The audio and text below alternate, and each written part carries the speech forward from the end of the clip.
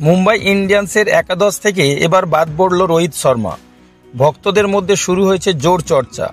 রোহিত কি সত্যিই চোটে আছেন নাকি তাকে ইচ্ছাকৃতভাবে বসিয়ে রাখা হচ্ছে? রোহিত শর্মা যখন থেকে মুম্বাই ইন্ডিয়ান্সের অধিনায়কত্ব নিয়েছিলেন তখন থেকেই বদলে যেতে শুরু করে দলের ভাগ্য।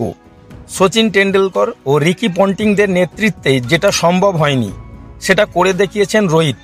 তার নেতৃত্বে মুম্বাই জিতেছে 5টি আইপিএল ট্রফি, যা এখনো পর্যন্ত সর্বোচ্চ। তবুও গত আইপিএলে হঠাৎ করেই রোহিতকে সরিয়ে অধিনায়ক বানানো হয় হার্দিক পান্ডিয়াকে।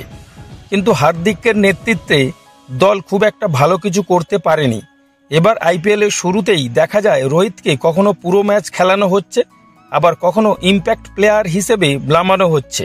এতে স্পষ্ট ছিল যে তাকে সেভাবে মূল্যায়ন করা হচ্ছে না।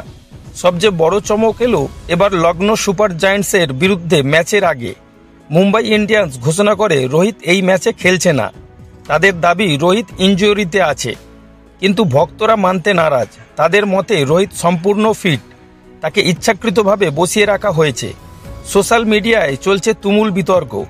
একজন কিংবদন্তি ক্রিকেটারকে কেন এমনভাবে অপমান করা হলো? বন্ধুরা, আপনারা কি মনে করেন? রোহিতকে কি সত্যিই ইনজুরির কারণে বাদ দেওয়া হয়েছে নাকি এটা ইচ্ছাকৃত সিদ্ধান্ত? আপনার মতামত নিচে কমেন্ট করে জানান।